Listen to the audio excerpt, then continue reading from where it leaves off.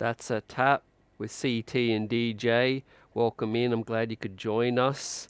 DJ, we're going to break down UFC 303 International Fight Week.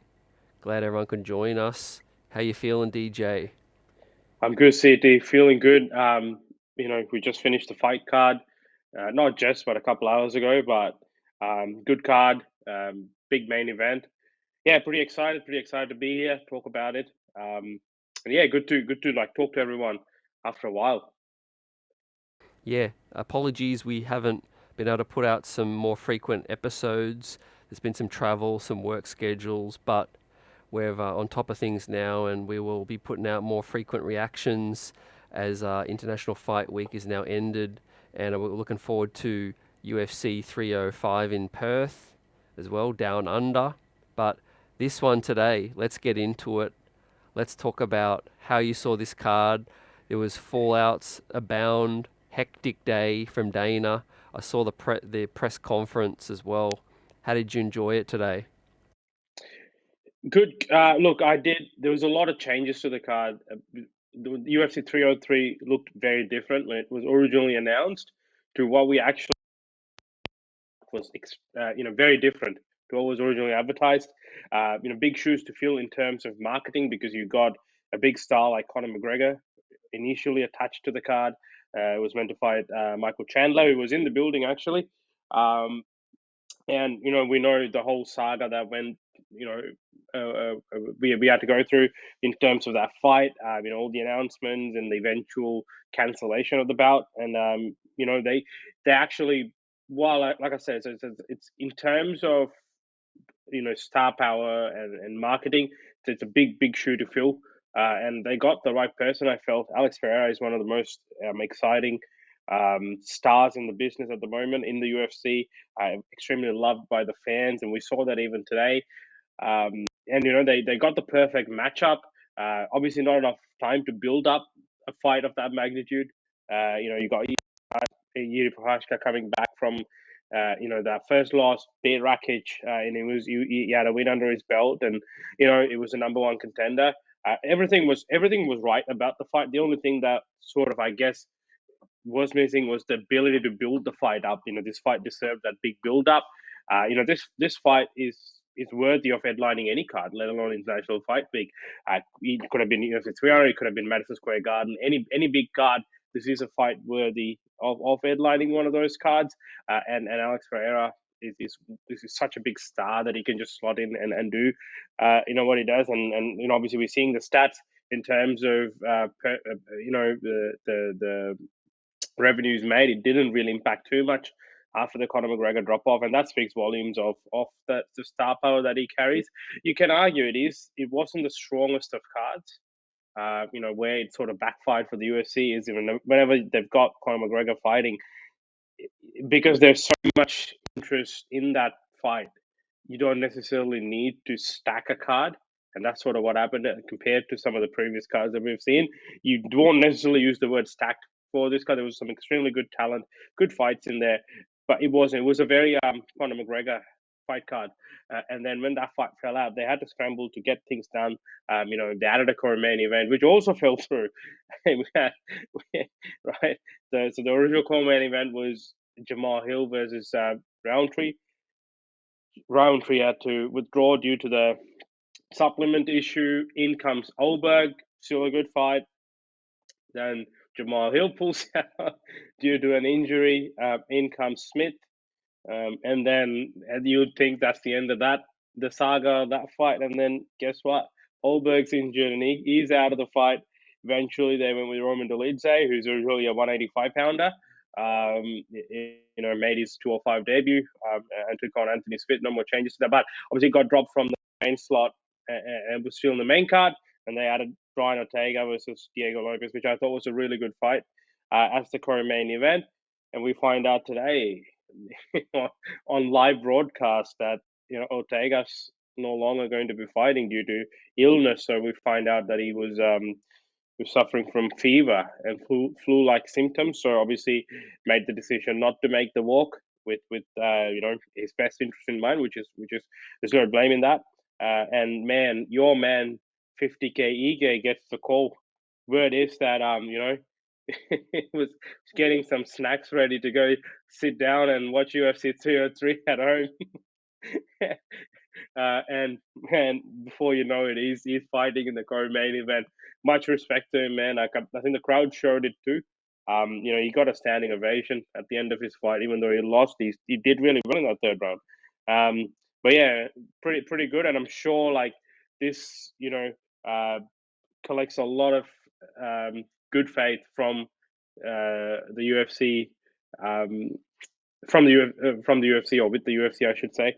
And they're gonna obviously repay this, and they'll show their gratitude. And I'm hoping, and rightfully so, that all these guys got paid, because there were so much changes. They all stepped up, and they saved the card.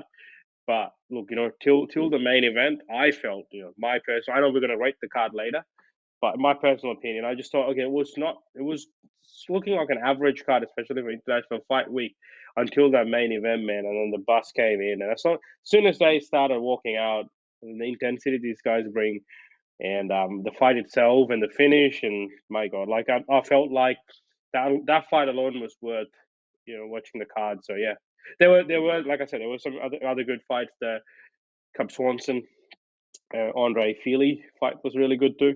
So yeah, there was a few in there. Yeah, definitely you did a great job summarizing how it went. Very eventful, but let's start with the main event at the top, right? The huge win that Alex Pereira has picked up with the head kick, Jiří Procházka, man. The walkouts. Let's start there. Like how intense was the staring contest, right? What was going through your mind at that point? Well, one of the most iconic things from the first fight was that stare down they had. They never took their eyes off each other, but Yu was still being himself, and he was doing his sort of rituals that he does pre-fight. This one was different. They had the usual walkouts, both intimidating guys, coming out, and I don't think a lot of people will disagree if we were to say that what Alex Pereira's walkout is one of the best in the business right now, and one of the best ever. Intimidating and awesome at the same time. He does his usual thing, just the arrow, then the scream, and then the punches, and then he keeps walking down to the octagon. And then I guess like from the moment he steps into the cage, they just stare at each other. They just go to their corner. They're just standing there staring. They didn't take their eyes off each other. I think there was a timer on it. I think it was like 4 minutes something, 4 minutes 55. They said it on the broadcast, which is crazy to think. They don't take their eyes off each other. They go back, and then the fight commences. I thought it was a really good fight. Going into the fight, I was expecting uh, something similar to the first fight, purely because they didn't have that much time to prepare for each other. And they've done obviously they had full camps for their previous fight, but they still, they would have had learnings from the previous fights, and they've both had another fight since then, so they're prepared for someone else. So I think they probably didn't have enough time to, and especially how frequently Alex Pereira fights, and then also Jiří. Jiří's fought in all the same cards as Alex Pereira since 40, a lot uh, quicker than normal.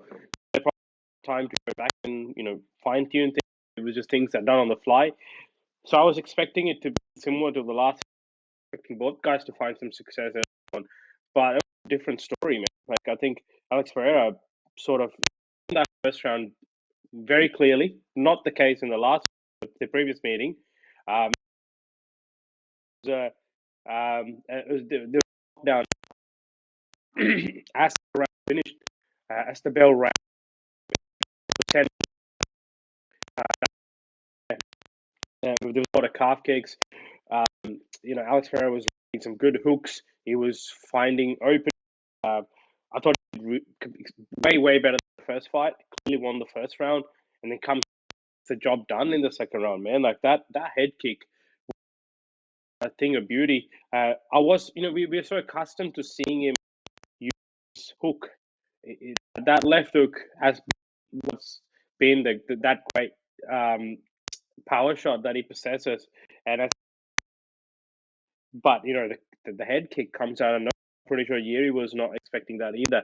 Kick comes up then, and Joe Rogan always says this: tell you cannot kind of read sort of what, and he comes out of nowhere, gets him right on the temple.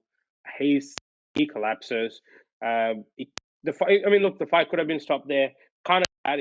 I'm glad because obviously Jiří took some damage too, but because there was some controversy in the last one, it was stopped a little bit too. Maybe there was no controversy. It was definitely done. People had to help Jiří up. He was still probably up to the point where he had to walk out of the cage. It was tough to see, obviously, because we love Jiří too. He's a great fighter. He's another one of the fighters. Another thing these guys lose. Yeah, look, man, the fight played out the way it played out, and I think Alex Pereira just on his way to not honestly, he's already there, but he just keeps to it. Becoming this massive star, and now they're talking about heavy. Yeah, that's what's got me excited. But he is absolutely a superstar now, DJ, and he is a guy who wants to back up short notice. He'll fly from Australia when he's on vacation all the way back. He's just this real fighter. He believes in his abilities to beat anyone. And I mean, if there's one fight I want to see before both of them are finished, is him and John Jones now, where either of it's a light heavyweight or heavyweight as well. But I mean, there's not much else we haven't already said about Alex Pereira. I mean, before we move on to the next one, like, who would you prefer him to see now that we've seen what we've seen tonight? I love the heavyweight tease. That's really good, and no one's ever attempted that. 3 weight divisions. I know that we've got fighters who fought across 3 divisions. We've had Conor McGregor. One example that comes to mind straight away. But this is sort of like fighting for championships, and it's the bigger weight classes. You're talking about middleweight, light heavyweight, and heavyweight. It's just huge, and to be able to go up and potentially entertain a fight with someone like John Jones, it just adds to Alex Pereira's legacy, and the fight itself is quite exciting to think of. Will it happen? We'll see. I think Dana wasn't fully sold on it. He said, "Look, yeah, everyone's saying it. Maybe we'll think about it." I personally would like to see him fight Ankalaev next, purely because he's been there, man. He's done everything he needs to do to earn that title shot. And sort of the big question is, how does he fare against a strong wrestler? And that probably answers that question. And also adds another part, another tick to his sort of journey, which is he's defended his title against all of the top light heavyweights. Because at the moment, he's the only one who he hasn't, tackled. I mean, Rakic lost to Jiří last time. Unless he gets another win, we can't really justify Rakic getting another shot. So he's kind of cleared out that top of the division, other than Ankalaev. So he just needs to, because he fought Jan Blachowicz, he's fought Jamal Hill.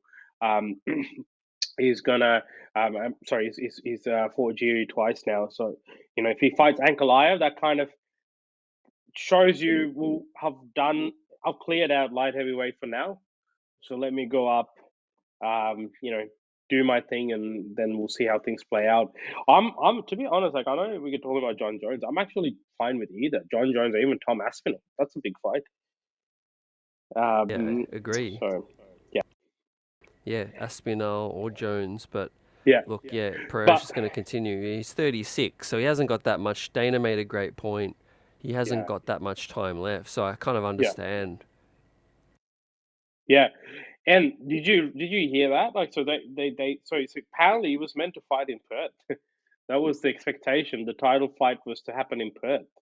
It would have been crazy, man. Like, how big of a card would that have been? Like, you got Alex Pereira fighting here, and then you got Adesanya and Dricus as well. So it's just crazy to think that you would have fought here, right in our own backyard. I think the great thing for the UFC is they have someone who is marketable everywhere. He's become a household name among MMA fans everywhere in the world. Everyone knows him. And look, man, he's doing all this without even speaking English. You know what I mean? Like, I've been saying Charmer for the past 3 days. That's just Who how. who would he have fought here? What was that plan? I think it would have been the same fight. I think it would have been this fight. It just would have been in Perth. I think that maybe they probably would have thought if Adesanya were to win, then they could sort of use that to set up a light heavyweight bout for Adesanya to come up. You know, champ versus champ kind of thing. But yeah, we'll see. We'll Yeah, have it to see. makes The big question remains as to not who he will fight, but how soon will he be back? Because he seems to be fighting every month. they have at it. Like I said, of his age, he's 36, so he hasn't got that much time left. But maybe that was why he was in Australia. Maybe he was just planning to stay here all the way and have his whole, Mm, because could it's have such been, a yeah, long travel and it's yeah. time zone, and it was actually quite smart if that was the plan. But I'm glad you mentioned that for those that didn't know. But co-main, obviously, yeah, Dan Ige steps in on short notice. There's no real loser out of this one. How did you see it? Nah, man, absolutely not. Like, respect to both guys. I think let's start off Diego Lopez. He's now become another very uh, I wouldn't call him a star maybe yet, but he's a household name as well. He's become a big fan favorite because of not only the way he fights, but how frequently he's been fighting. He originally being told, "Yep, Ortega 45," then Ortega 55. Then it's like, oh, guess what? It's not Ortega anymore. It's someone else. We haven't decided yet, but you find he's like, yeah, anyone, let's just go. And then he finds out it's Dan Ige, 165. So yeah, first of all, props to him. And he didn't have to say yes to all of that. It's very disruptive to your focus and your mentality when you have to change so many. You've got so many changes happening around you, and you try to stay focused. He still fought like a good fight. Obviously, there was that last round. We all think he lost that last round. Dan Ige won that last round. That was also, partly inexperience, but also could have been all these things that have been happening, all the changes that have been happening. Um, we've had uh, then Dan Ige, who took this on 4 hours' notice. Dana said that he was about to go get a massage or something, and then he gets a call to come and fight in UFC 303, the International Fight Week card. And yeah, look, he steps up, man. He steps up, and they come in. The coaches come in, and they have a corner. Yeah, and it was an exciting fight too. It wasn't like oh yeah, we took it on short notice, so we will just see how it goes kind of thing. They did throw everything they had, even Dan Ige. Look, it does help. Dan Ige was preparing for a fight next month in July, so in a couple of weeks' time, so he was in fight camp, so he was sort of in fight shape. And you know, we have Diego Lopez as well, who did take it on short notice with Ortega, but he was also, in fight shape. Towards the third round, he did gas out a bit, where Dan Ige then capitalized. But man, much respect to him. I mean, there's a lot of sports and a lot of crazy things happening in so many sports. Nail biters, and all this fascinating things. But there is no other sport like this where these kind of things happen, where someone falls out, world class level fighters, and then another one just steps in. This is not just about going in and playing with an equipment. It's more so you're putting your body on the line, and to be able to do that, and to show that sort of resilience and grit. You get to all respect to everyone in every sport, but I think this one's special, man. Like I was watching the Cricket World Cup last night. It was a nail biter as well, and there was a lot of exciting things that happened there. But 3 hours removed, I watched this card, and it's another reminder as to why this sport is so special. Yeah, mass bravery to step in on short notice, but respect. I saw the text that he sent Hunter Campbell, and he's like, "Don't rob me of this opportunity." It's like he was ready to really let it all out there, and and then Delize gets a win, and then the Myra Yeah, versus Macy fight as yeah, well. yeah. Some real gore today. Yeah, man, absolutely. I mean, the Anthony Smith Dolce fight was quite interesting. There was that one burst in the second round where we saw Dolce sort of storm Smith, and then He was on top of him, ground and pounding him, and then trying to submit him. Had control. I think the right person won, but it wasn't just like the fight after that, which was the Ige Lopez fight, was also short notice, and Smith Dolizia was also short notice. So there's much respect to them, but they were very different fights. I think the pace was different. Um, I think even the strategy. The on-air commentators were saying Smith had some opportunities to capitalize, but the fight he fought was very interesting. But yeah, look, it is what it is. You can't really put too much blame because these guys sort of stepped in to save the card. So respect to them. Macy cut open Myra, and then it was a nasty cut. So it had to be stopped. It wasn't like a accident. It was elbow. So yeah, she caused that damage. So if it would have just got worse, if they kept fighting, it just would have got worse for Myra. Vision obstructed and everything. So yeah, good stoppage. Then we had the main card opener, which was the Ian Gary MVP fight. Dan himself said he thought it was a draw. Yeah, I even thought I don't know, I actually was thinking MVP had it when they went to the decisions. First round, yes, Ian Gary won. I think second round, MVP. They both won. So the 1 and 2 were clear rounds. The third round, but I still think MVP did enough. But then Ian Gary sort of realized, well, this guy, it's a bit too hard. He's a sniper on his feet. So we're gonna go plan B. We're gonna take him down, and we're gonna do. That's where I'm able to do my best work. So I'm gonna do that. So you can't hate on a guy for doing that. Yeah, it wasn't, other than those sort of exchanges, I think it wasn't overly an exciting fight. It was a good, look, it's a win for Ian Gary. It takes him, keeps him undefeated. But yeah, I don't think in terms of his stock or in terms of his rankings, he didn't do too much. So he probably, would look to have an emphatic performance in his next ones. He's calling out Colby, which is great. He even mentioned Shavkat. Well, let's go. That's another good fight. Like if you want to, prove yourself, get your name out there, be the next title contender.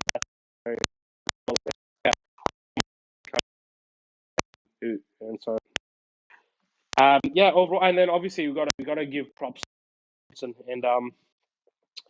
Andre Fili got the win, but man, they came to play. Yep. So there was, a lot of back and forth, all the patchwork, even right up until the final co-main. What is your grade for the card overall? Okay. The thing is, I still think, not many, but that with having prepared from the get go and no fallouts, weren't as good as this guy. So and then in the main event, man, like the main event, Alex Pereira is just, he's such a good fighter. We like watching him, and the way that the main event played out, taking all this into consideration, I'll give it an 8. But you're right. I think we were speaking off air in terms of international fight week cards. From a name value and stacked point of view, it wasn't there. Again, man, look, like I said, you're preparing for a Conor McGregor card, and you can't predict. He's never pulled out before, so probably the UFC weren't expecting that. So you can't really, they did the best they could to salvage it. So yeah, I'll still give it an 8. And not, if for certain fights, like if we were able to rate fights, I'd give 9, 10, purely for stepping up and agreeing to fight and saving the card and doing this for the fans. So yeah, man, like overall the card was 8.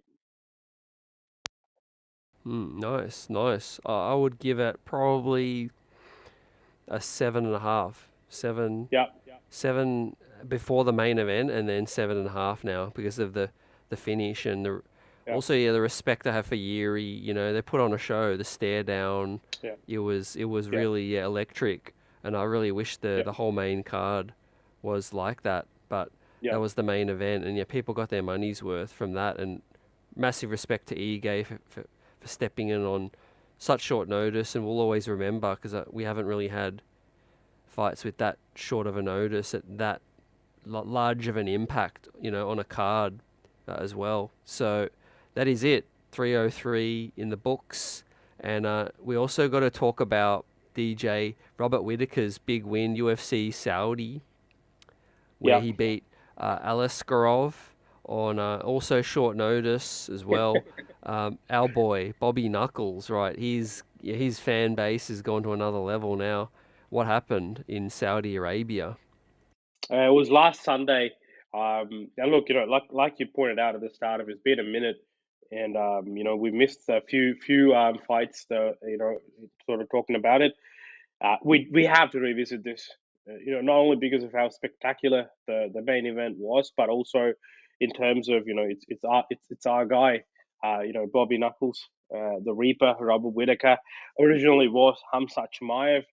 The whole you know the fight falling out again, and Hamzat sort of pulled out due to illness. And Whittaker said, "You know what? Doesn't matter. I'll take Ikram Aliskerov. Always repping Bobby Knuckles right there. Uh, so yeah, man, and it couldn't have gone any better.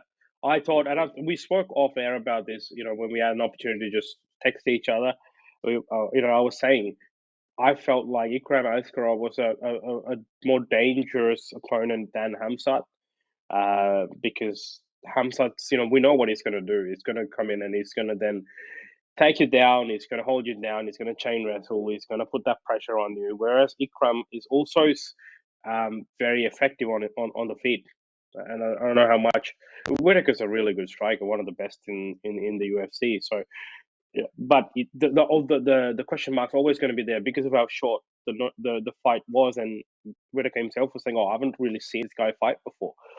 So he would have had to watch some tape really quickly and then just jump on and sort of do what he done. But he said he spoke about his game plan. It was to go in and put to implement his game plan, which he did really well. Look, Ikram was starstruck. You could see that the moment was getting to him. Massive, man. Like this guy, this is his first main event.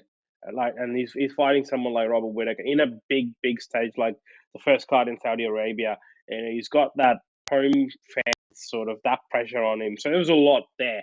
And I know fighting Robert Whittaker on a normal day with full camp is no easy task. Then you got to do it on short notice. It's very tough. But look, it is what is a prop to Ikram Aliskerov for taking it. But yeah, man, great win.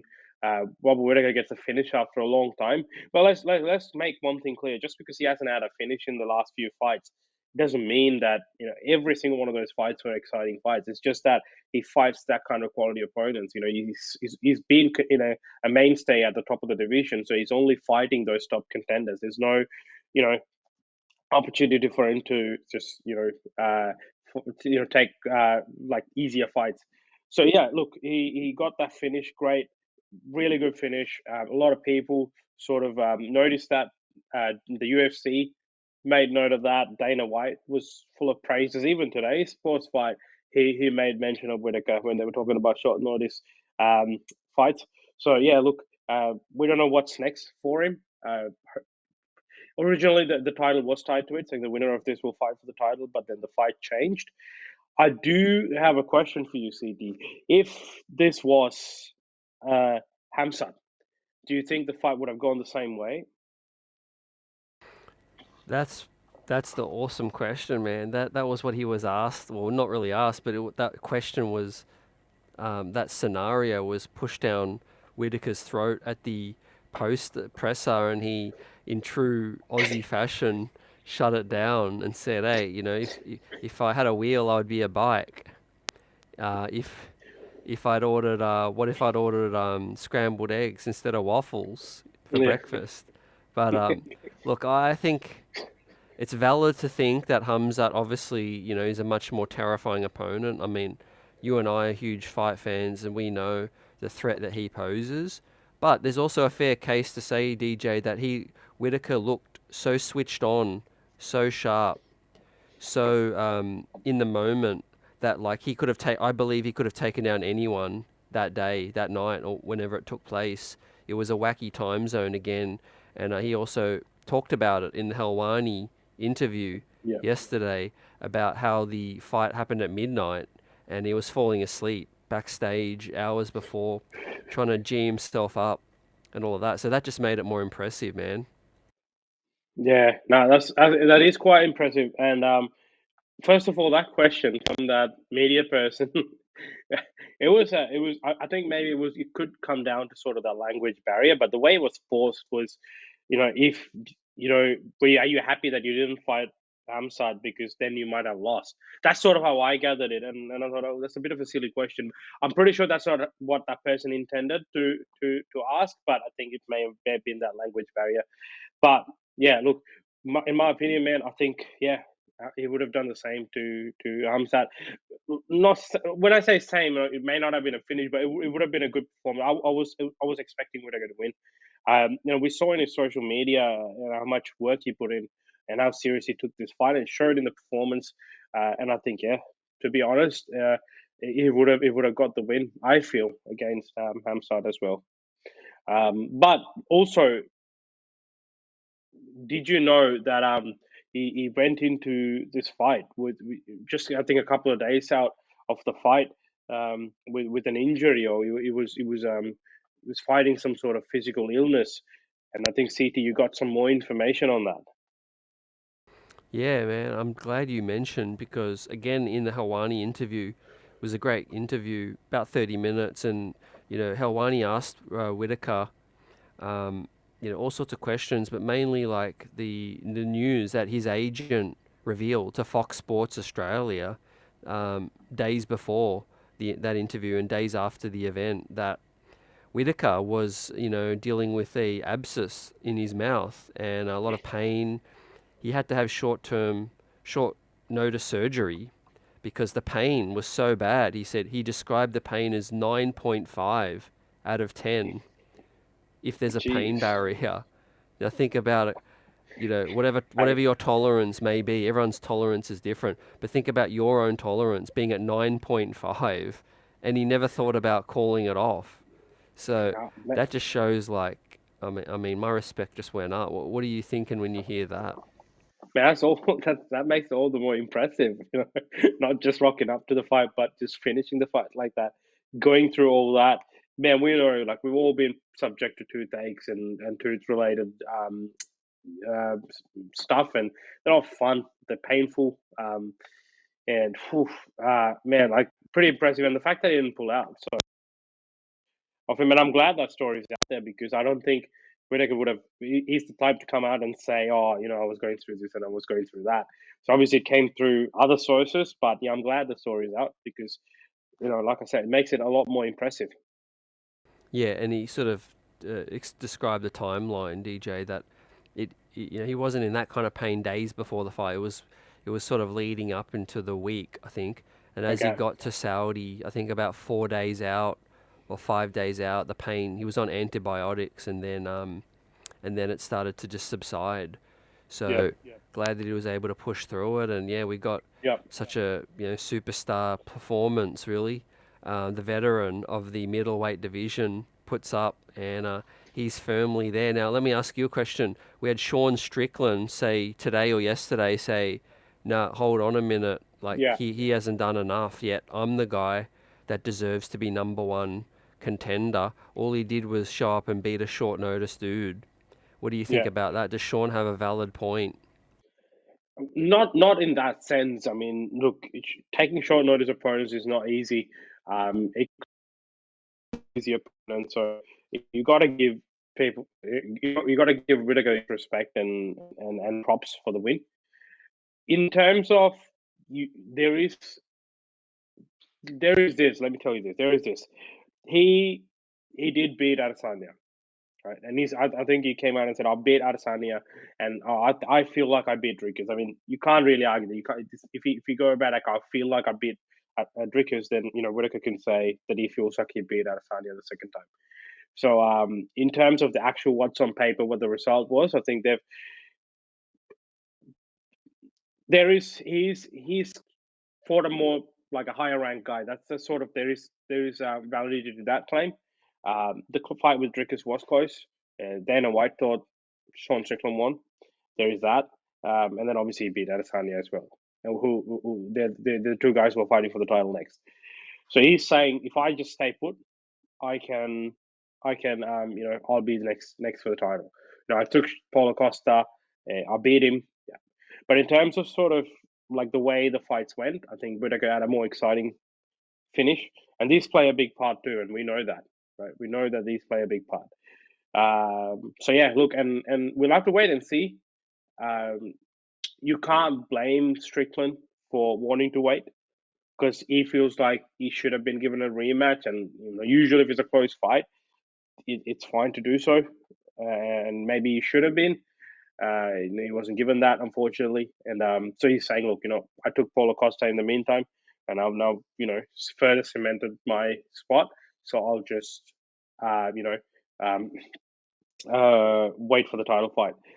Then again, like I also think the Whittaker Strickland fight makes a lot of sense too. You talk, they're both saying who's who. I don't think Whittaker's like asking for the fight, but the general census is that they're the two guys who potentially could fight for that next title. So who is it? Well, let's fight and find out. It's a good fight. It's an exciting fight.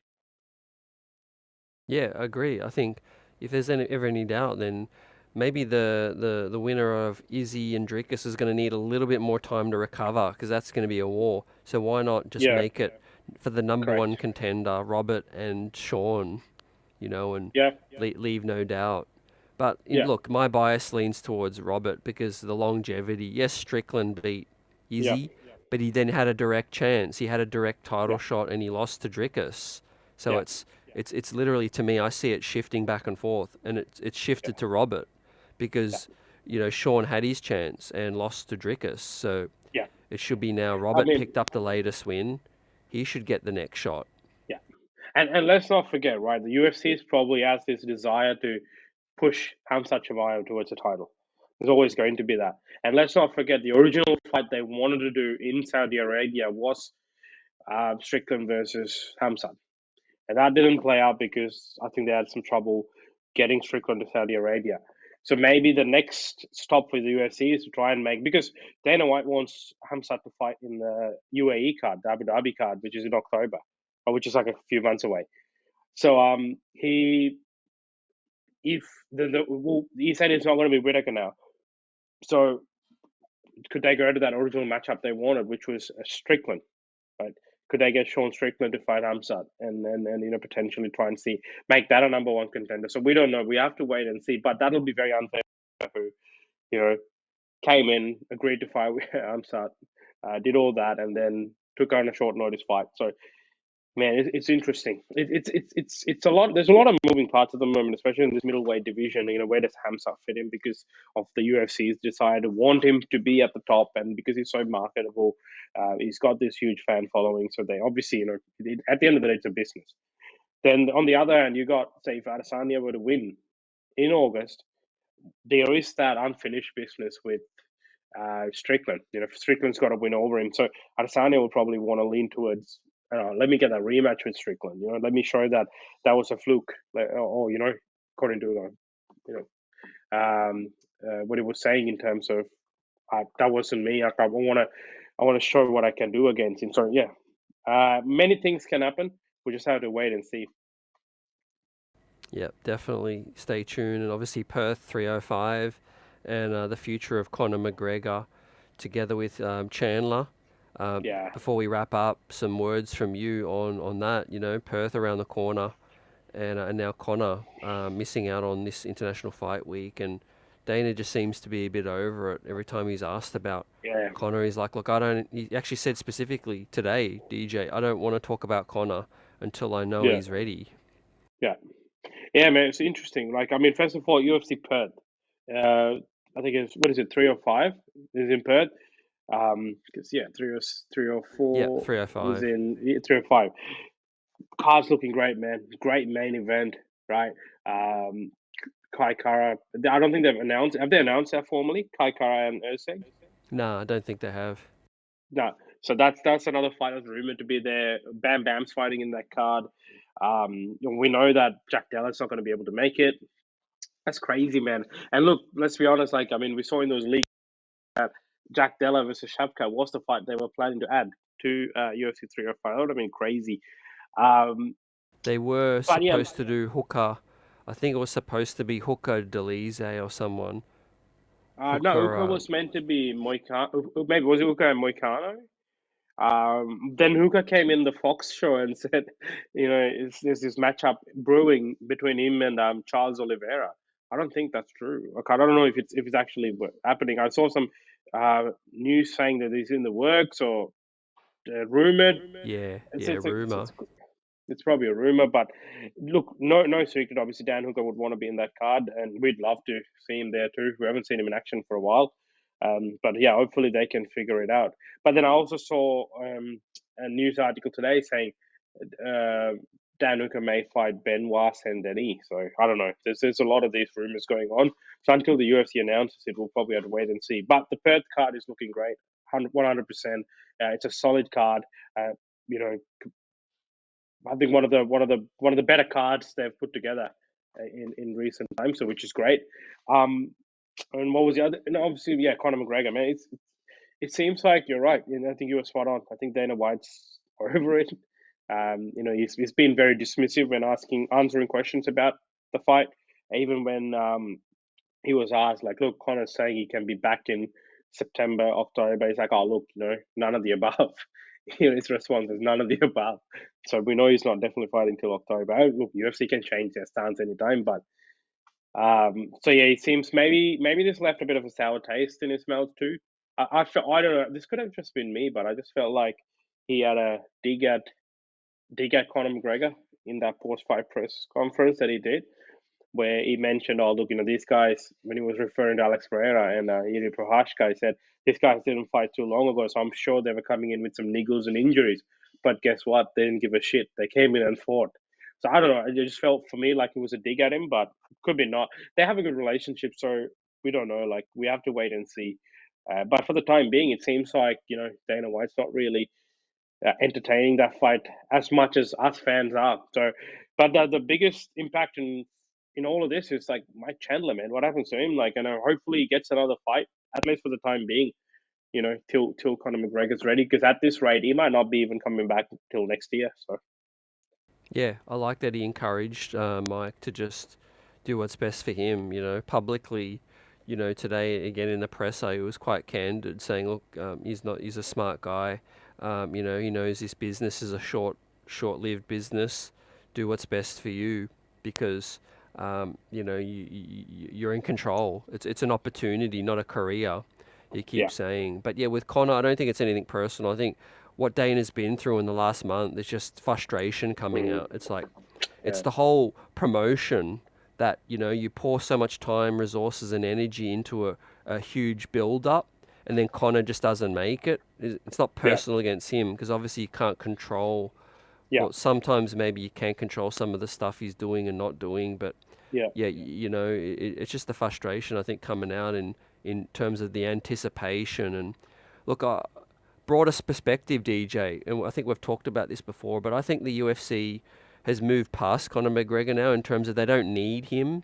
They don't need him anymore to, once upon a time it was like he was the UFC, but now they've embraced new stars. I feel yeah. like they've passed him and John Jones for me. They need to look forward to this Pereira and these new Mm. names. Like, what is your thought about them just, phasing those other guys out? Because the more they emphasize them on these big cards and then it falls through, it just makes Mm. them look, it makes everything look more worse than it is. And they just need to focus on the promotion and not just these big names. Yeah, no, 100% agree. I think it's not so much as phasing the old stars out. I think there'll ever be another Conor McGregor. I don't think there'll ever be another John Jones. What Conor McGregor did to the sport and what he brings to the table can never be replicated. But I think what the UFC is understanding is the more stars we have, the better. We just don't want to put all our eggs in one basket. We need more of these stars. Hence why you see them being very strategic in terms of building up the likes of Pereira. Guy Adesanya is another star. We've got O'Malley, Ilya Taporia, Max Holloway. We see not every time do you see a knockout being published on their social media page, but today it got published. The Max Holloway one got published, and we see that it's just sort of their attempt to push, further add to this the star power these fighters are building. Because the more stars they have, I think, say for example, 4, 5, 6 years ago, if there was a Conor McGregor card and Conor McGregor fell out, they would have had to be in a very tough spot to be able to try and replace that. Whereas today they were able to, rely on another big star in Alex Pereira, and I think that's sort of what they're working towards, and having more multiple stars, in their sort of roster, so they can lean on all of these guys and have big pay per views all across the year rather than have one, a couple of years or something. Yeah, yeah, well said, man.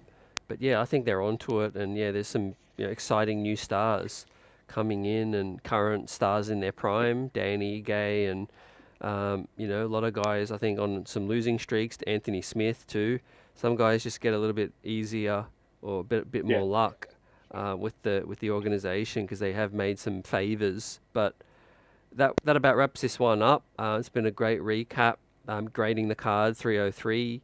We've obviously got 304, which we'll preview and talk about, and I'll be back with big another one. episode. Yeah, next week. Like I said again, we'll be bringing out some more frequent content, some reactions. Even if either of us can't make it, or both of us can't make it, we'll endeavour to do solo reactions as well, and just be a little bit more active. But appreciate everyone for our support, their support, and listening to us. We love talking about fights, and of course our boxing coverage will continue as well. But DJ, great talking, and I will see you soon. It's been a pleasure.